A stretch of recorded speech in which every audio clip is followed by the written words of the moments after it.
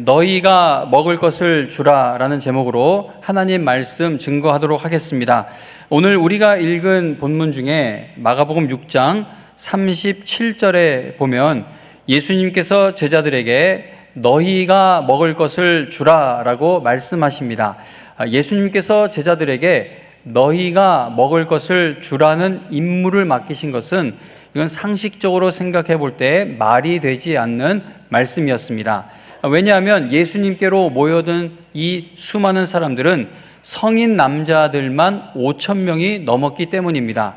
어린아이들과 여자들과 노인까지 다 합하면 예수님께 모여든 군중은 아무리 못해도 최소 1만 명은 넘었을 것으로 생각됩니다. 어떤 분들은 2만 명도 넘었을 것이다 라고 그렇게 계산을 하기도 합니다. 가진 것이 전혀 없는 제자들이 남자들만 5,000명이 넘는 사람들에게 식사를 제공한다는 것은 이거는 불가능한 일이었던 것이죠. 그러나 이 본문을 읽어보면 제자들이 주님의 명령에 순종했을 때, 너희가 먹을 것을 주라는 이 명령에 순종하며 나아갔을 때 10,000명도 넘는 그 엄청난 군중에게 식사를 넉넉하게 제공하고 또 12바구니나 남게 되는 놀라운 기적이 일어나게 됩니다. 복음서에서 마태, 마가, 누가, 요한복음에서 예수님이 행하시는 기사와 이적은 모두 예수님이 누구이신지를 더욱 확실하게 보여주기 위한 분명한 목적이 있다라는 사실을 꼭 기억할 필요가 있습니다. 예를 들어 오늘 본문에서 예수님이 남자만 해도 5,000명이 넘는 사람들에게 양식을 풍족하게 나누어 주신 것은 예수님이 생명의 떡을 나누어 주는 분이다라는 사실을 상징하기 위함입니다.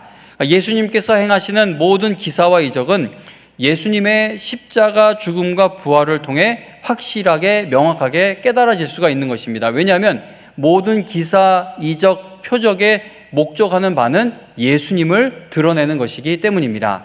예수님께서 행하신 기적들이 성경에 기록되어 있는 것은 예수님을 더욱 깊이 알게 해주기 위한 목적이 있음을 깨달아야 한다는 것이죠.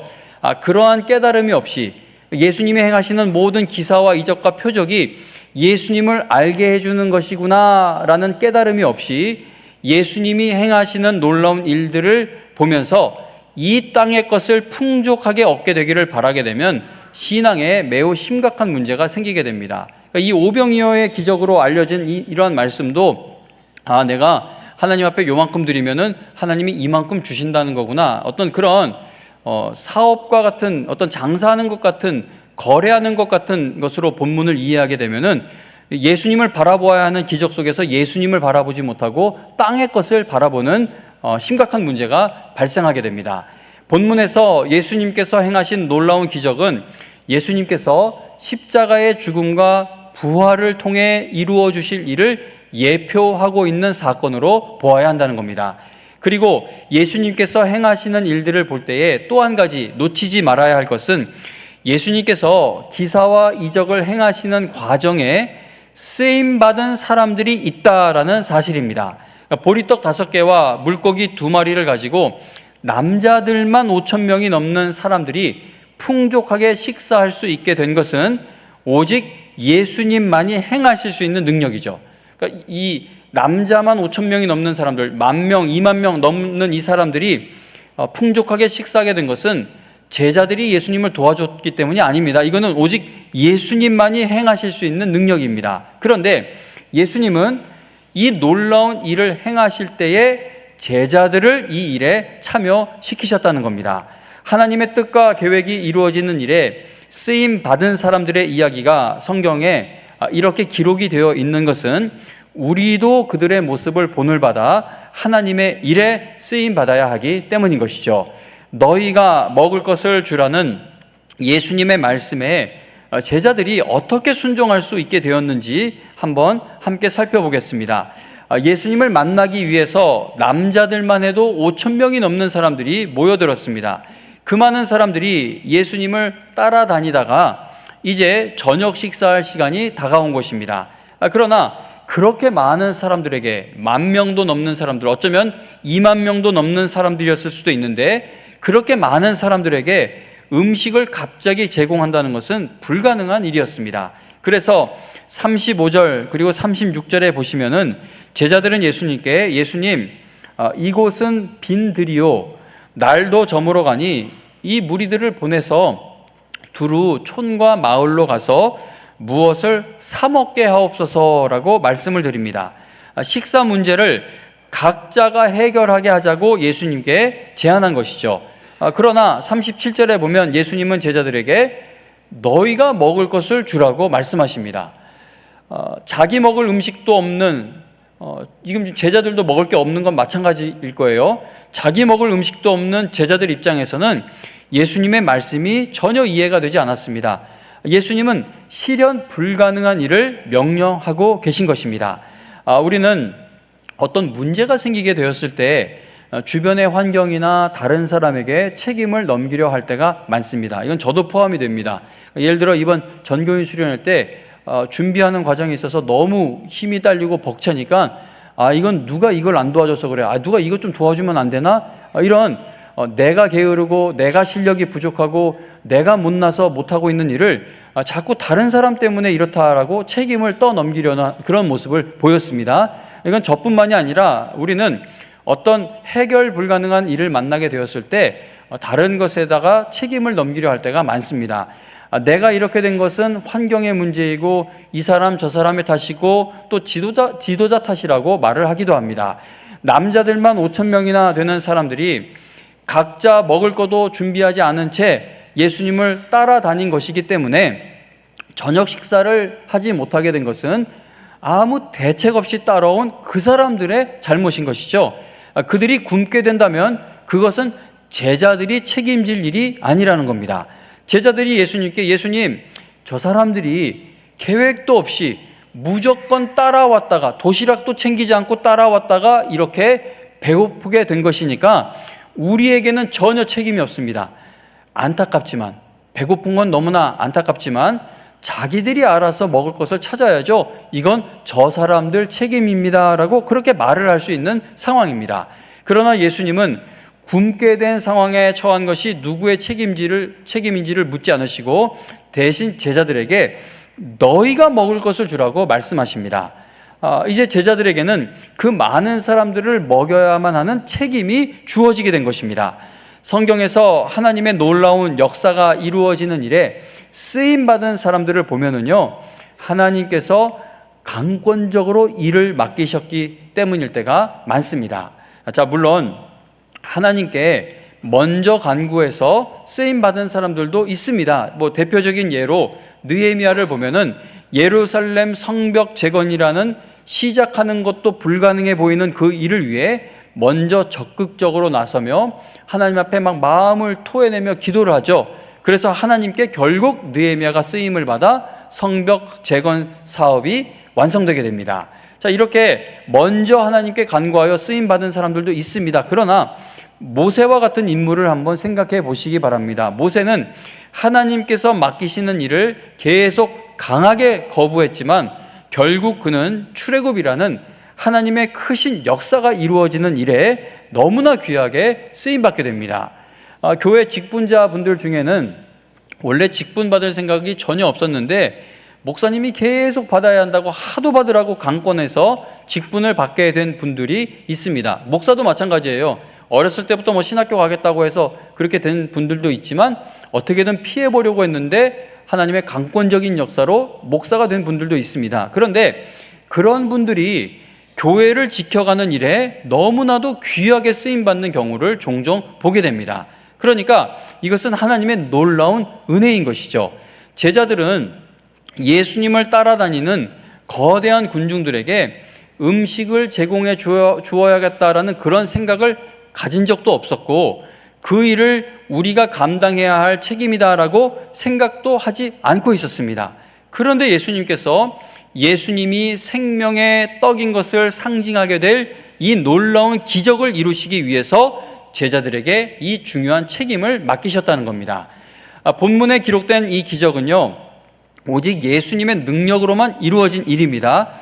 그러나 예수님께서 오병이어의 기적을 행하시기 위해 제자들을 사용하실 때 먼저 그들이 책임을 느끼게 하신 것입니다. 그러니까 하나님만이, 예수님만이 하실 수 있는 일은 분명해요. 그런데 이 일에 제자들을 끌어들이시는데, 이 일에 제자들을 끌어들이실 때 예수님이 제일 먼저 하신 일이 너희에게 이 책임이 있다, 너희에게 이 사명이 있다라는 것을 느끼게 하신 겁니다. 남자들만 5,000명이 넘는 사람들에게 먹을 것을 주라는 예수님의 말씀에 제자들이 순종하기 위해서는 먼저 책임감이 생길 필요가 있었던 겁니다. 내가 해야 하는 일로 인식이 되어야, 뭐 청소가 되었던, 설교가 되었던, 뭐 이런 거 옮기는 것이 되었던, 내가 해야 하는 일로 인식이 되어야 그 일을 하기 위한 고민도 생기고 괴로움도 생기는 겁니다. 내가 해야 하는 일로 책임감을 가져야 기도도 하게 되는 것이죠. 예수님의 제자들이 군중들에게 음식을 제공해 주는 것이 자신들의 책임이 아니었을 때는 사람들을 가까운 마을과 동네에 보내서 각자가 먹을 것을 사 먹게 하면 된다고 너무나 간단하게 생각을 했습니다. 우리가 일을 할 때 보면은 함께 이루어 가야 하는 일임에도 불구하고 나에게 맡겨진 책임을 깨닫지 못하는 사람은 행동하는 것이 없이 누구나 생각해낼 수 있는 말들을 쉽게 해버립니다. 그러니까 뭐 그런 가정이 많은지 적은지 모르는데 TV 드라마나 이런 데 보면은 남편이 막 일하고 들어와서 자식이 문제를 일으키거나 공부를 못하거나 그러면은 막 아내에게 도대체 뭘 하고 있냐고, 학원 보내면 되고 공부하라고 하면 되냐, 아주 간단하게 말을 해요. 왜냐면 자기 책임이 아니거든요. 그러니까 자기가 해야 할 책임으로 느껴질 때에는 이야기가 달라집니다. 제자들은 남자들만 5,000명이 넘는 사람들에게 식사를 제공하는 문제의 해결을 너무나 쉽게 말했어요. 왜냐하면 자신들에게 맡겨진 책임으로 생각하지 않았기 때문입니다. 그러나 예수님께서 너희가 먹을 것을 주라고 말씀하신 후부터 제자들은 고민하기 시작합니다. 37절 하반절에 보면은 어떤 제자가 예수님께 우리가 가서 200데나리온의 떡을 사다 먹이리까? 라고 질문합니다. 같은 사건을 기록하고 있는 요한복음에 보면 이 질문을 한 제자는 빌립입니다. 빌립은 큰 무리의 사람들을 다 먹이려면, 남자만 해도 5,000명이 넘는 이 사람들을 먹이려면 적어도 200데나리온이 필요하다라고 계산을 하였습니다.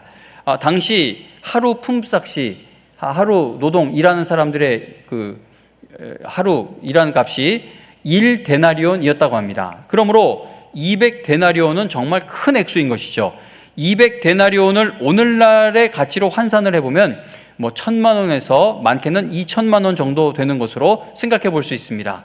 빌립은 사람들에게 식사를 제공하기 위해서는 아무리 못해도 당장 최소 1,000만 원 이상, 한 2,000만 원 정도 되는 돈이 필요하다고 예수님께 말씀드린 겁니다. 그러니까 빌립은 예수님께 돈이 필요하다고 말씀드렸다기보다는 우리에게는 이 사람들에게 음식을 사줄 방법이 없습니다. 음식을 제공할 방법이 없습니다. 우리는 못합니다. 라고 그렇게 말씀드린 것과도 같습니다. 38절에 보면 사람들에게 음식을 제공할 방법이 없다는 대답을 들으신 예수님은 제자들에게 너희에게 떡 몇 개나 있는지 가서 보라고 말씀하십니다. 황당하죠? 한 2,000만 원 정도 예산이 필요한데 그래도 다 먹일까 말까 한데 예수님이 갑자기 떡이 몇 개가 있는지 찾아보라고 하니 얼마나 황당하겠습니까? 그런데 안드레가 한 어린아이의 도시락을 찾아냅니다. 그래도 이 아이는 똑똑해요. 자기 먹을 거는 챙겨온 것 같습니다. 근데 그 아이가 가진 전부인 도시락을 찾아냅니다. 제자들이 예수님께 떡 5개와 물고기 2마리가 있습니다 라고 보고하자 예수님은 제자들에게 그것을 가져오라고 하십니다. 남자들만 해도 5,000명이나 되는 많은 사람들을 생각해 볼 때 떡 5개와 물고기 2마리는 너무나도 보잘것없는 것이었습니다. 이걸 뭐 1mm씩 자른다고 해도 입에 다 들어가지도 않을 거고 국물로 우려낸다고 해도 이게 뭐 몇 명이나 먹을 수 있겠습니까?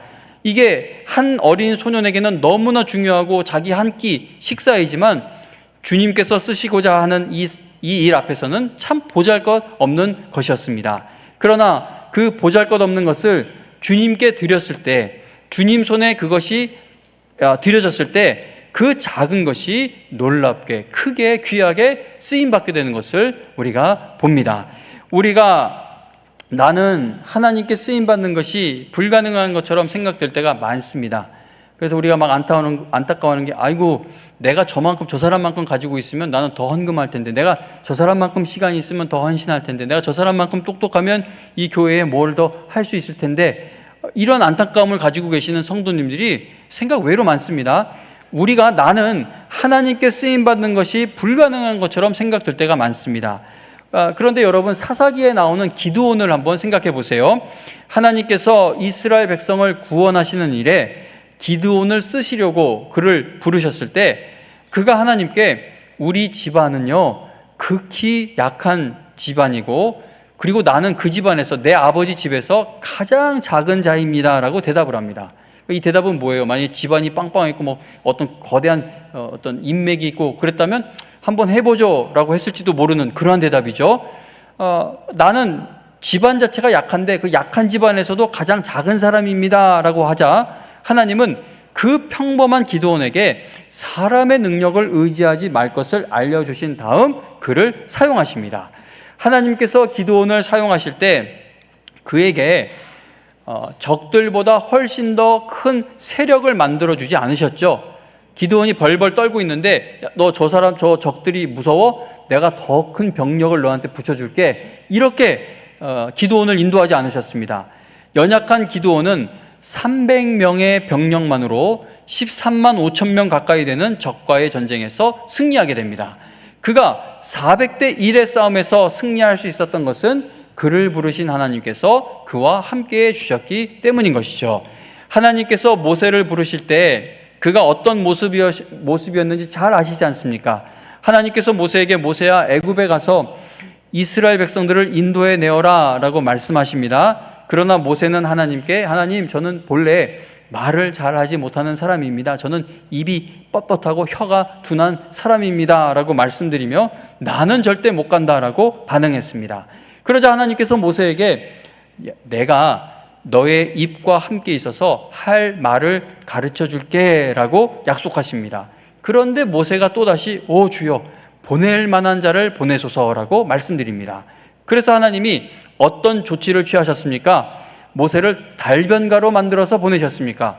뭐 오늘날로 치면 웅변학원 이런 데다가 보내셔서 좀 나아지게 만들어서 보내셨습니까?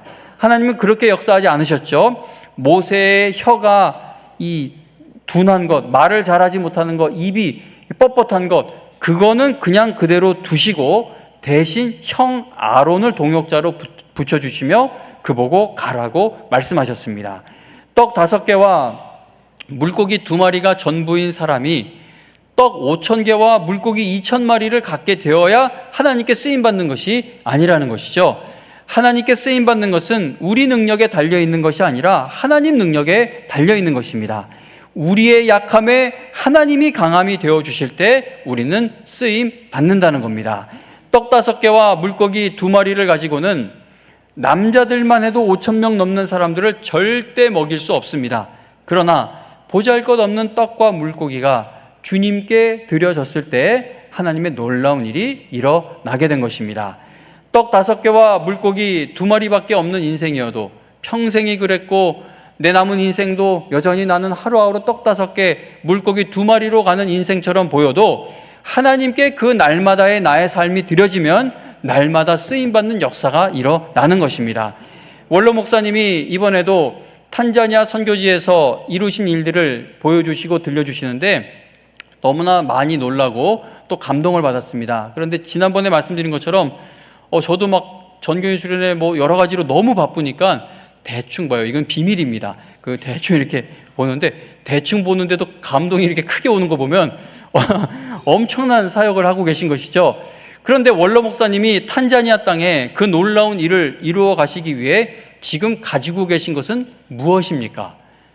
예전처럼 정말 그 카리스마 있는 모습으로 영광교회 담임 목사로 당회장으로 계시고 이 교회가 여러분들이 막 힘을 다해 후원을 하고 그래서 이 일들이 이루어진다면 원로 목사님은 가지고 있는 게 이거야 라고 말을 할 수 있겠는데 지금 그분을 볼 때 가지고 있는 게 뭐가 있습니까? 원로 목사님에게 있는 것은 떡 5개와 물고기 2마리와 같은 그러한 모습이 전부입니다. 그러나 너희가 먹을 것을 주라는 주님이 맡기시는 책임에 나의 오병이어를 드림으로 인해 하나님의 놀라운 역사가 계속해서 이루어지고 있는 것입니다. 이번 전교인 수련회를 마치고 이제 하나님의 은혜로 마지막 예배까지 마치고 한숨 쉬면서 이제 짐을 막 챙기고 있는데, 함께 갔던 초등학생, 저학년 초등학생 2학년인가 1학년인가 한 학생이 한 명이 옆에 서 있어요. 사탕을 들고. 그래서 너무 피곤하니까 그래 잘했다 그러고 이렇게 이제 빨리 저도 짐을 챙겨가니까 챙기는데 씩 웃으면서 계속 이러고 서 있어서 뭐 그랬더니 드시래요. 그래서 너는 진짜 앞으로 우리 교회 장로 돼야 돼. 아무도 이 끝나고 나한테 사탕 하나 지금 안 갖다 주는데 다 지금 빨리빨리 자기들 갈 길 가느라고 엄청 바쁜데 너는 사탕을. 그래서 제가 그 사탕 하나를 들고 이제 차에 타서 저희 집 애들 4명에게 이게 뭔지 아냐, 초등학생 저학년 한 명이 이걸 들고 와서 자기 손에 하나 있는 거를 나한테 줬다. 한 번 칭찬해야 되는데 2번, 3번 하니까 이 녀석들이 이제 질투가 나는지 열이 받는지 한 녀석이 나도 사탕 많아 이래요. 그래서 너는 이 이야기를 잘 이해를 못해. 네 사탕 많은 게 그거는 이 이야기하고 지금 뭐 전혀 상관없어. 걔는 자기 손에 하나 있는 걸 날 줬어. 그러니까는 사탕이 많다고 한 녀석이 나도 아빠 줄 수 있어 그러길래, 너는 많은 거에서 한 개 주겠다고 하는 거지만 얘는 자기 손 하나 들고 있는 걸 나 줬어 그랬어요. 그랬더니 이 녀석이 주저함이 없이 그럼 나도 다 먹고 마지막 한 개 남았을 때 주면 되잖아 라고 하는 겁니다. 그래서 제가 운전 중이어가지고 걱정이 되는 거예요. 머리 붙들고 기도해 줘야죠. 하나님, 이런 식으로 헌신하는 성도 되지 말게 하여 주옵소서. 하나 남게 되었을 때 드리는 것은 오병이어 드리는 신앙이 아닌 것이죠. 하나 남게 된 것, 그때 돼서 드리는 건 하나님께서 받으시는 오병이어가 아니라는 겁니다. 다시 한 번 더 말씀드리지만 오병이어가 10,000명도 넘는 사람들에게 풍족한 양식이 된 것은 예수님의 살과 피가 수많은 사람들에게 영적 양식이 될 것을 상징하는 것입니다. 오병이어 사건이 그리스도의 십자가를 예표하는 표적이기 때문에 오늘날의 이 오병이어 기적이 또다시 일어나진 않습니다. 이건 더 이상 일어날 필요가 없어요. 예수님이 죽으시고 부활하심으로 이 기적, 이 표적이 보여주고자 하는 것이 다 완성되었기 때문에 이건 되풀이될 필요가 없는 기적입니다. 그러나 오병이어 표적이 일어나는 과정에서 제자들이 귀하게 쓰임받은 이 신앙의 원리는 오늘날에도 동일하다는 겁니다. 그러므로 오늘 이 시간 우리는 함께 이렇게 기도할 수 있기를 바랍니다. 하나님 아버지, 우리 가정이, 자녀가 보리떡 5개와 물고기 2마리와 같습니다. 그러나 내 모습 이대로, 이 모습 이대로 주님이 받아주시면 일평생 쓰임 받게 될 줄로 저는 믿습니다. 주님께서 저를 보내신 그 자리에서, 내 가정에서, 일터에서, 교회에서, 어디가 되었던 나를 보내신 그 자리에서 하나님이 저에게 요구하시는 책임이 무엇인지를 깨닫게 해주시고, 책임이 깨달아졌을 때 헌신하고 순종할 수 있도록 저를 불쌍히 여겨 주옵소서. 이 기도가 있으면요, 오병이어만 있어도 끝까지 쓰임받는 인생이 되는 것이죠. 우리가 이렇게 주님의 명령에 순종하기 위해서는 예수님께서 어떠한 마음으로 제자들에게 너희가 먹을 것을 주라고 말씀하셨는지를 살펴보아야 할 필요가 있습니다. 우리가 35절부터 읽었는데 34절에 보시면은요, 34절에 보면 예수께서 나오사 큰 무리를 보시고, 그 남자만 해도 5,000명이 넘는 그 무리를 보시고 그 목자 없는 양 같음으로 인하여 그들을 어떻게 여기셨습니까? 불쌍히 여기사 이에 여러 가지로 가르치셨다라고 말씀합니다. 그러니까 주님이 불쌍히 여기셨다고 했는데, 주님께서 불쌍히 여기신다는 것은 주님께서 그들의 고통을 함께 느끼시는 것을 의미합니다. 주님께서 불쌍히 여기신다는 말에는 창자가 끊어지는 고통을 느낀다라는 그런 의미가 담겨 있습니다. 저희 집 막내가 정말 조그맸을 때, 원래 애기였을 때는 어떤 전염병에 걸리지 않는데, 형이 전염병을 갖고 와서 잘 넘겨주는 바람에 애가 그걸 걸려가지고 그 무균실에 들어가가지고 아주 호흡도 혼자 못해서 이제 호흡기를 꽂고, 너무나 그게 원래 그 면역력이 있거든요. 그 애기 태어난 지 얼마 안 됐어요. 근데 그게 걸려서 보는데 이런 소리가 들릴 때 이 마음이요, 와, 이게 그냥 쿡쿡 찌르는 것처럼, 이렇게 걔가 숨 쉬는 것이 어려운 건 그 악인데 제가 호흡이 이렇게 잘 되지 않을 정도의 고통이 느껴졌는데 주님께서 불쌍히 여기셨다는 것은 안 됐다, 동정심 정도가 아니라 창자가 끊어지는 고통을 느끼는 불쌍히 여기심입니다. 예수님은 단순히 상대방의 고통을 보고 마음이 아프셨던 정도가 아니라 그 불쌍히 여기시는 마음이 너무 심해서 내장이 뒤틀릴 정도의 아픔을 느끼셨다는 겁니다. 예수님은 그렇게 긍휼히 여기시는 마음을 가지시고 제자들을 향해 너희가 그들에게, 내가 불쌍히 여기는 그들에게 너희가 먹을 것을 주어라. 너희 나와 동역하자라고 말씀하신 겁니다. 너희가 먹을 것을 주라는 주님의 명령에 순종하기 위해서는 예수님처럼 영혼을 불쌍히 여기는 마음이 생겨야 합니다. 우리는 연약해요. 내가 내 마음도 마음대로 못하는데, 보니까 뭐 재벌도 그렇고 박사학위 몇 개 있는 사람들도 보고 뭐 TV에 사건 나오는 거 보면 다 아무리 잘난 것 같아도 자기가 자기 마음을 어떻게 못하더라고요.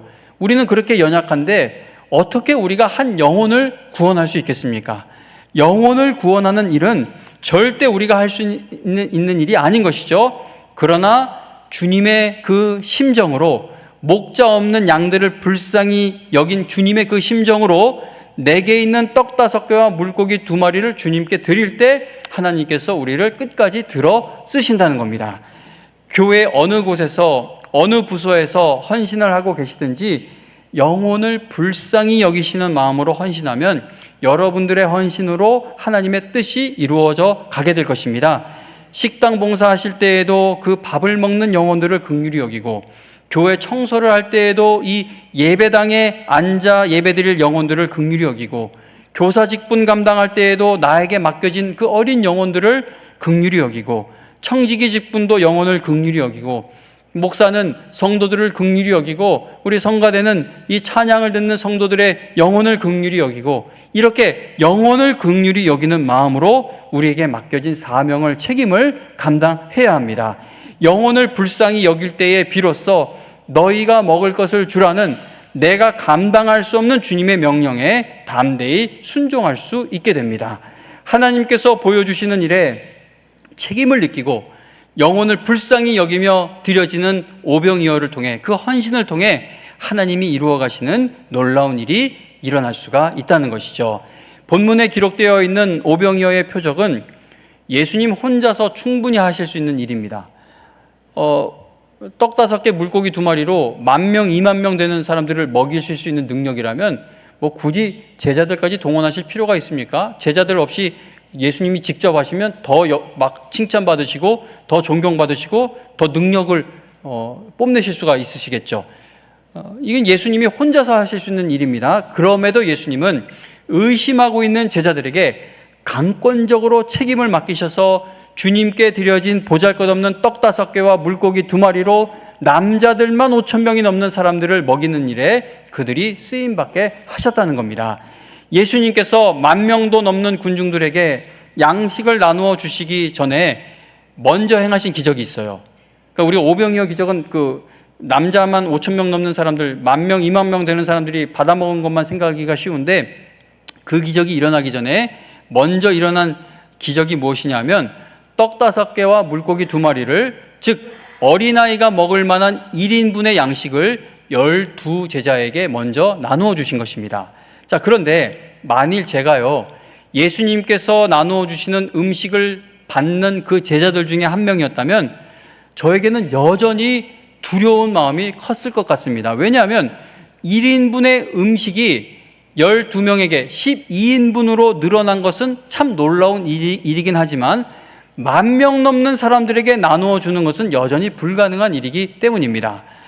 예수님께서 일단 그 500명 정도는 먹을 수 있는 음식으로 증가시켜줘서 오병이어가 아니라 500병 200어 그런 정도로 한번 빵 하고 그만큼 증가시켜 놓고 나보고 가서 나눠주라고 이렇게 파송하신다면 한번 해볼 만하다.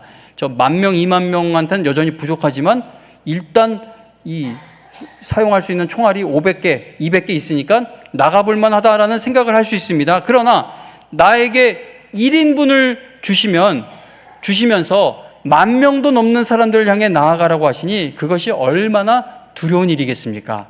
만일 제가 제자였다면 예수님께서 주신 그 떡과 생선을 받아들고 보면서, 아니, 나는 아무 능력도 없는 사람인데 예수님이 이렇게 12명에게 나누어 주시는 그런 능력이 나에겐 전혀 없는데, 나를 통해서 저 많은 사람들이 이 떡과 생선을 받아 먹는 그 일이 과연 이루어질 수 있을 것인가라는 두려운 마음을 가졌을 것 같습니다.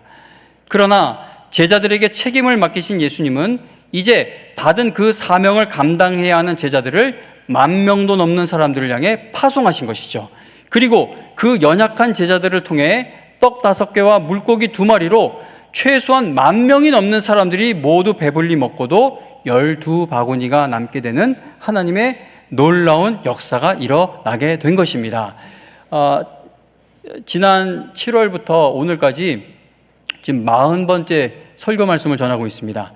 이게 실력이 좋은 분들은 하실 수 있는 일이지만 저에게는 벅차요. 설교를 40편을 준비를 해서 새벽 예배는 짧긴 하지만 그래도 40번째 지금 설교를 전하고 있는 것이 이제 뭐 힘들다 피곤하다 그게 아니라 너무 긴장되는 일이다 보니까 힘든데, 그런데 성도님 여러분, 제가 7월 한 달 내내 새벽마다 말씀을 전하고 막 1시간씩 기도하고 그렇게 하면서 이제 전교연 수련회를 갔는데 이제 그 초등학교 1학년부터 노년에 이르기까지 전부 100명 가까이 모여 있는 자리에 나가서 말씀을 전해야 되는데 자신이 없는 거예요.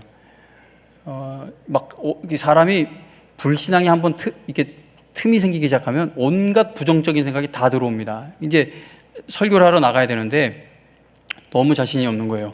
어떤 생각까지 했냐면, 나 이거 사임해야 되는 거, 오늘 이 설교를 망치면 사임해야 되는 게 아닌가라는 생각까지. 그래서 하나님, 다른 사람들은 너무 긴장하면 기절한다는데 나는 왜 기절도 안 하냐고 말씀드리면서 내가 가지고 있는 건 오병이어인데 10,000명 넘는 사람들 앞에 나가라고 하니 오병이어 주신 건 감사한데 그건 나눠 먹지 그걸 누구에게 줄 수가 있겠습니까? 도저히 안 될 일인 것 같은 거예요. 어떻게 합니까? 하나님, 그럼 기절이라도 좀 시켜주시면 안 되나요? 왜냐면 누워있는 동안 누군가가 뭘 하겠죠.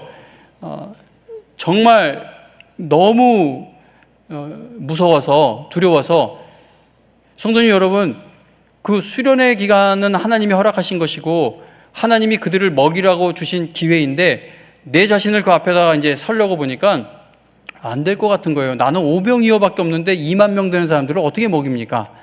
그래도 한 달 동안 매일 기도했는데, 근데 뭐 한 달 기도하면 뭐예요? 여전히 나는 오병이어밖에 없는 사람인데 섰죠. 말씀을 전했습니다. 초등학생 저학년들은 말씀을 알아듣기 힘들었을 거예요. 제가 이건 뭐 쓸데없는 고집일 수도 있는데 교리 설교를 하니까, 그 교리 설교는 사실 어른들도 쉽다고 하시지만 그게 쉽지가 않습니다. 교리 설교는 했는데, 근데 너무나 놀랍게도 정말 모두가 큰 은혜를 받았습니다. 집에 돌아가서 초등학교 저학년 애들 중에는 아직도 그 찬양을 하면서 막 찬양을 부르는 애도 있다고 그렇게 말씀을 전해주시기도 해요. 성도님 여러분, 나에게 오병이어밖에 없는데 하나님이 20,000명에게 그걸 나눠주라고 하실 때 그냥 나가면 됩니다. 그 후의 일은 하나님이 책임져 주시는 것이죠. 예수님께서는 설립 53주년을 맞는 이 영광교회를 향해, 그리고 여러분들을 향해 너희가 먹을 것을 주라는 너무나도 귀한 책임을 맡기고 계십니다. 아유, 나는 이제 젊었을 때 한창이었지 이제는 아니야. 내 나이가 몇인데 나는 이제 노쇠하는데 내 집안 걱정도 많은데, 이거 다 오병이어 붙들고 주저앉는 모습이거든요. 너희가 먹을 것을 주라고 하실 때에 우리가 다시 한 번 더 일어나야 할 줄로 믿습니다. 이번 여름 캄보디아 단기 선교 팀을 통해 이루어진 일, 영아유치부 성경학교와 전교인 수련회를 통해 받은 너무나 놀라운 은혜, 지금 계속 이루어져 가고 있는 원로 목사님의 탄자니아 선교 사역, 이 모든 일들에 있어 우리는 자랑할 것이 한 가지도 없고 오직 하나님만을 찬양하며 하나님께 감사를 드립니다. 왜냐하면 지금 우리에게 있는 것은 떡 5개와 물고기 2마리가 전부인데, 우리는 오병이어가 전부인데, 주님께서 그 작고 초라한 것을 들고 나아가는 우리가 너희가 먹을 것을 주라는 사명을 감당할 수 있도록 쉬지 않고 역사해 주고 계시기 때문입니다. 김경수 이행숙 선교사님이 자신의 오병이어를 들고 두려운 마음과 눈물로 버티고 계시는 르완다 땅에서도 너희가 먹을 것을 주라고 책임을 맡기신 주님의 역사하심이 반드시 나타나게 될 줄로 믿으며 우리가 계속 기도할 수 있기를 바랍니다. 떡 5개와 물고기 2마리가 전부인 영광교회가 금리 오르면 마음 졸여야 하고 1%만 내리면 또 기뻐하고 하는 그러한 처지에 있는 우리가 떡 5개, 물고기 2마리가 전부인 영광교회가 너희가 먹을 것을 주라는 주님께서 맡기신 사명을 지난 53년 동안 감당할 수 있도록 인도해 주신 하나님의 눈물겨운 은혜, 하나님의 그 놀라운 은혜에 찬양을 올려드리고 감사를 드립니다. 이 일에 함께 하신 여러분에게도 크게 감사드리고 또 여러분들을 통해 이루실 일을 기대하며 마음에 소망을 갖는 설립 53주년 주일 예배입니다. 설립 53주년을 맞는 영광교회와 여러분 모두 너희가 먹을 것을 주라는 주님께서 맡기신 사명을 끝까지 잘 감당하는 하나님의 신실한 종들이 다 되셔서 하나님이 이루어 가시는 놀라운 역사에 끝까지 쓰임받게 되시기를, 이 교회가 주님 다시 오실 때까지 쓰임받는 교회가 되기를 주님의 이름으로 축원합니다.